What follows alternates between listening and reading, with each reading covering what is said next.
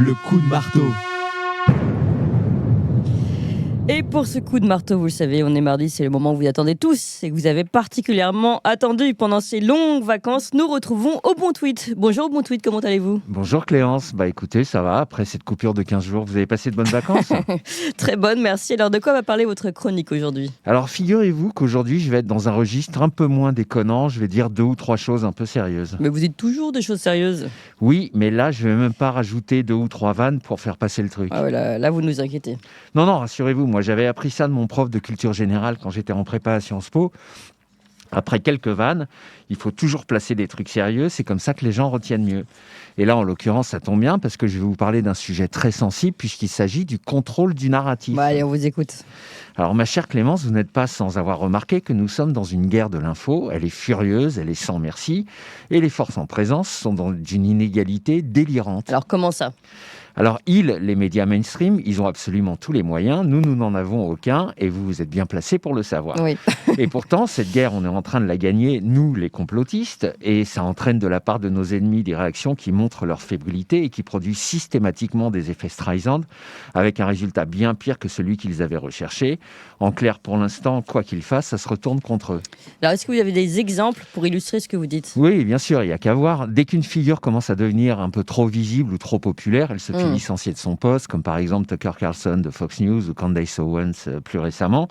Et à chaque fois que ça arrive, l'audience de ces personnes décuple. Voilà, maintenant, Tucker Carlson, sur un seul live sur Twitter, il fait plus d'audience que sur CNN et Fox News réunis. Mais est-ce que vous êtes vraiment certain qu'on est en train de la gagner, cette guerre de l'information ? Oui, je vous garantis, Clémence. Regardez toutes ces ex-théories du complot qui sont devenues des réalités. Et je vais également vous donner un exemple personnel. Comme vous devez l'imaginer, je fais quand même assez régulièrement de la pub pour Toxin dans mon entourage. C'est gentil. Et toutes les personnes qui découvrent ce média avaient complètement oublié qu'on pouvait s'adresser aux gens comme à des adultes un peu intelligents et pas comme à des enfants de CM1 un peu retardés. Et le contraste avec ce qu'ils connaissent est saisissant. À ce point-là ? Oui. Remarquez, il faut reconnaître qu'en face, on a du lourd. Ils ont tellement le nez dans le guidon de leur propagande qu'ils se rendent même plus compte qu'ils disent tout et son inverse. Je vous fais grâce de l'historique sur le Covid, où les contradictions d'Olivier Véran sont maintenant enseignées dans toutes les bonnes écoles de complotisme. Mais pour prendre un sujet plus brûlant en ce moment, le grand discours officiel, c'est que si Poutine gagne en Ukraine, il va envahir ensuite toute l'Europe. Eh bien, figurez-vous que ceux qui nous annoncent ça sont les mêmes qui, quelques semaines plus tôt, nous annonçaient fièrement que Poutine était tellement à la ramasse qu'il était obligé de réquisitionner les puces des lave-vaisselle pour faire marcher ses missiles. Donc forcément, avec ce genre d'abrutis, c'est du petit lait pour nous. On n'a même pas à se fatiguer pour les ridiculiser, ils le font eux-mêmes. Oui, mais en face, ils doivent bien se rendre compte au bout d'un moment de toutes ces contradictions, non ? Oui, à un moment, il y a forcément 2 ou 3 conseillers qui pointent leurs incohérences. Alors du coup, ils ont mis au point une stratégie afin de contrôler totalement le narratif. Mais comme l'herbe finit toujours par rebousser sous le bitume, on arrive à se faufiler dans toutes leurs failles, pour l'instant. Oui, mais c'est très intéressant en tout cas. Alors c'est quoi cette stratégie ? Alors moi, j'ai identifié 6 points principaux, mais il y en a peut-être d'autres. Alors le premier point, qui est une évidence, c'est l'achat ou le contrôle de toutes les sources d'information. Donc ils contrôlent absolument tous les médias mainstream, soit directement, le fameux service public qui n'a plus rien à envier aux chaînes nord-coréennes, mais aussi évidemment le reste de la presse, détenue soit par des amis proches du pouvoir, soit achetée sous forme de subventions qui coûtent beaucoup d'argent. Ils contrôlent également tous les réseaux sociaux, et notamment Facebook, Instagram et YouTube. Donc grâce à tous ces canaux, il y a une information parfaitement homogène et qui va évidemment à chaque fois dans le sens du pouvoir. Ouais, alors où est le mais ? Et oui, Clémence, il y a un mais. On assiste à l'émergence de médias alternatifs qui ont des codes de sympathie bien plus importantes que tous ces mastodontes. Alors, il y a Toxin, bien sûr, mais pas que. Il y a Courtoisie, il y a TV Liberté, il y a Géopolitique Profonde, il y a Faits et Documents, il y a le Média en 442, le Courrier des Stratèges, l'Antipresse, les vidéos quotidiennes de Jean-Dominique Michel, les ADNM, Radio-Québec, etc. J'en oublie plein, donc qu'ils me pardonnent, mais leur poids dans l'opinion comparé à leur taille réelle est extrêmement important. Et puis sur les réseaux, on va pas se mentir, il n'y a que sur Twitter et Telegram qu'on s'amuse un peu. Les autres sont chiants à mourir. Et Twitter et Telegram représentent une brèche de plus en plus importante dans cette tentative de contrôle du narratif. Donc pour l'instant, ils ont échoué sur le point 1, malgré les fortunes qu'ils y ont consacrées. Et alors le point 2, c'est quoi ? Alors le point 2, c'est évidemment les fact-checkers, nos amis les fact-checkers. Comme les médias ne suffisent plus à faire passer les bobards, ils ont créé un nouveau métier, le fact-checking. Donc en gros, ça consiste ni plus ni moins qu'à répéter la parole gouvernementale. On n'a jamais vu un seul fact-checker officiel aller remettre en cause une affirmation de Macron ou de Joe Biden. C'est d'ailleurs assez tordant une fois qu'on a compris comment ça marche. Alors chez nous, on en a quelques-uns qui sont assez rigolos. On a Rudi Reichstadt, évidemment, on a Tristan Mendès France, Julien Pain, Acer Mandax, La Tronchambier, etc. D'ailleurs, ils m'ont tous bloqué sur Twitter, sans exception. Et eux, vous les trouvez efficaces ? Ça dépend pourquoi. En fait, pour faire des triples sauts arrière avec double vrille à chaque fois qu'une vérité remonte et qu'ils n'ont plus que d'autre choix que de l'accepter, ils sont assez forts. Sinon, non, ils sont super mauvais. Pour résumer leur travail, je conseille à vos auditeurs de voir cette vidéo hilarante de Julien Pain en train d'interviewer Klaus Schwab. Mais alors, racontez-nous un petit peu ce qui se passe dans cette vidéo. On a Julien Pain, d'abord, qui se met à parler en anglais à Klaus Schwab, alors que Schwab parle super bien français, et il dit, voilà, bonjour Monsieur Schwab, je suis... Hello Mr. Schwab. Voilà, hello I am Julien Pain. Voilà, I am Julien Pain, I am a fact-checker. Les complotistes disent que vous voulez prendre tous les biens des gens. C'est vrai ? Alors là, vous avez Klaus Schwab qui répond, bah non, c'est pas vrai. Et là, à ce moment-là, on a ce moment magique de Julien Pain qui regarde la caméra fixement et qui dit, ah, vous voyez bien que c'est pas vrai. Bah oui, il l'a dit. Voilà, donc ça, c'est leur manière de travailler. Donc on sera tous d'accord pour dire que le point numéro 2 est un échec. Oui, bon, c'est vrai que vu comme ça, on peut le dire en effet. Alors c'est quoi le point numéro 3 ? Alors le point numéro 3 est beaucoup plus pervers parce qu'il s'appuie sur un outil créé par la CIA qui s'appelle Disarm et qui est une espèce de base de données qui alimente tous les services de censure partout dans le monde. Donc par exemple, en France, toute cette base de données permet aux fact-checkers d'aller puiser leur argumentation, mais aussi au gouvernement de censurer certains comptes qui disent trop de choses dérangeantes, en passant par un site officiel qui s'appelle Viginum et qui a permis récemment de virer de Telegram tous les comptes qui donnaient des infos alternatives sur la guerre en Ukraine. Donc c'est très compliqué à vulgariser. En plus, moi, je suis pas très bon pour ça. Mais je vous conseille une émission très bien faite de Léo de ADNM sur le sujet. Mais là encore, selon le proverbe mexicain, ils ont voulu nous enterrer, mais ils ne savaient pas que nous étions des graines. Donc en fait, à chaque fois qu'ils veulent nous censurer, ils découplent les réseaux alternatifs de réinformation. À ce point-là.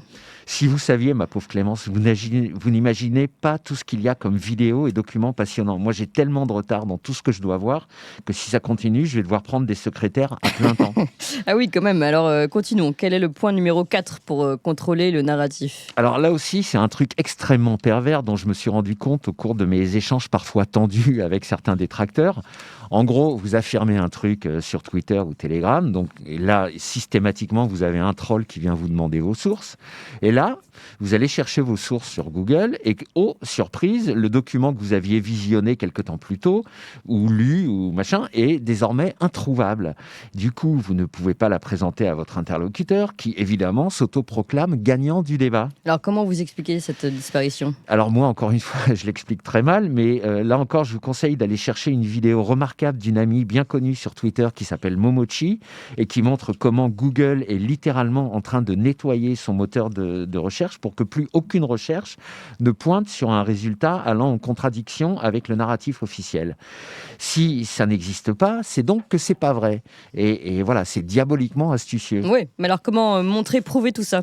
Alors moi, encore une fois, je suis pas très bon pour ça, mais il y a plein de comptes sur Twitter et Telegram qui ont archivé plein d'infos extrêmement intéressantes. Et maintenant, il suffit que je fasse un tweet ou un message sur Telegram pour qu'une personne me sorte la vidéo ou le document que je n'arrive plus à trouver de manière classique. D'ailleurs, c'est là qu'on constate à quel point l'armée de la réinformation est composée de gens essentiels. Et je parle pas seulement des stars comme Zoé Sagan, Idrissa Berkane. D'ailleurs, c'est là qu'on constate à quel point l'armée de la réinformation est composée de gens essentiels, bien plus pointus que moi, par exemple, sur tel ou tel domaine. Et ce sont des mines d'informations. Donc, je voudrais leur rendre hommage. C'est très intéressant tout ça. Alors, et le point 5 ? Alors, le point 5, c'est la technique dite du damage control. Voilà, autrement dit, le contrôle des dégâts. Alors, qu'est-ce que c'est que ça ? Alors, je vais vous donner un exemple. Vous savez que je fais partie des personnes de plus en plus nombreuses qui ont des doutes quant à la véracité de l'épopée lunaire telle que décrite depuis 1969. Oui, vous vous interrogiez en effet sur notamment le téléphone branché voilà, pour pouvoir communiquer en direct. Voilà, alors, Nixon qui téléphone avec un téléphone mural. Bon, bref, il téléphone sur la Lune. Bon, bref. Et là, récemment, récemment, Poutine a demandé à l'intelligence artificielle de Google si les images de l'alunissage étaient vraies, Oui. et la réponse a été sans appel, elles sont bidons. Oui, et d'ailleurs, sa réponse était Ochenitirisna, très intéressant. Voilà, exactement. Alors, j'ai Et- vu ça, oui. Alors, en quoi ça concerne le damage control? Et ben là, Hollywood vient de nous sortir un film qui s'appelle To the Moon et qui nous montre que effectivement les images officielles de l'alunissage sont toutes bidons, mais que l'histoire est vraie. Donc c'est ça le damage control, c'est avouer un mensonge pour préserver l'essentiel du narratif. Avouez que c'est tordant, non? Oui. En tout cas, moi et mes amis complotistes, on se tape des barres de rire à chaque fois qu'on aborde le sujet. Sinon, on a évidemment le vaccin Pfizer, où après nous avoir annoncé qu'il était Oui. efficace à 95%, ils ont fini par ajouter contre les formes graves, donc efficace à 95% contre les C'est formes malin, ça, graves. quand même. Parce que efficace à 95% tout court, vu que tous les vaccinés attrapent le Covid, c'était plus possible. Donc ça, c'est une autre forme de damage control, c'est on rajoute un truc au mensonge de base en prétendant qu'on a toujours dit ça, et c'est aussi tordant que le coup de la Lune. Ouais, je vois ça. Et c'est quoi alors la 6e technique de contrôle de narratif? Alors c'est la moins drôle, c'est celle qui consiste, après s'être vautré sur tout le reste, à revenir à des méthodes un peu plus totalitaires. Oui. Donc ça consiste à légiférer tout simplement. Et là, on nous a fait un petit festival ces derniers temps. Il y a eu la loi européenne sur le contrôle de la haine sur les réseaux sociaux, dont s'est occupé Thierry Breton, qui a d'ailleurs fait l'objet de ma toute première chronique chez Toxin. Je ne sais pas si C'est vous vous vrai. souvenez, ça s'appelait Les péripéties de Jean Kuhl, le petit commissaire européen. Oui, je me souviens très bien. Voilà. Et puis là, récemment, on a Macron qui nous a pondu deux petites perles. Celle qui interdit de critiquer le discours officiel concernant les sujets médicaux. Après tout, pourquoi se faire chier? Il paraît que Staline a failli en ressusciter de jalousie quand même. Ah oui, Et puis là, cette loi qui interdit les ça outrages. c'est de l'info. Il y a cette loi qui interdit les outrages même dans la sphère privée. Ouais. Donc comme ce sont eux qui déterminent ce qu'est un outrage, en gros, ça interdit de critiquer les gens au pouvoir.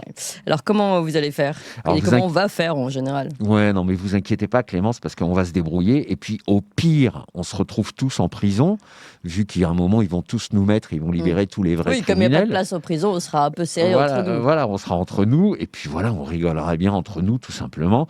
Mais en vrai, on s'en fout, parce que le processus d'éveil est en route, et pour paraphraser Sarkozy, rien, je dis bien rien, ne pourra l'arrêter.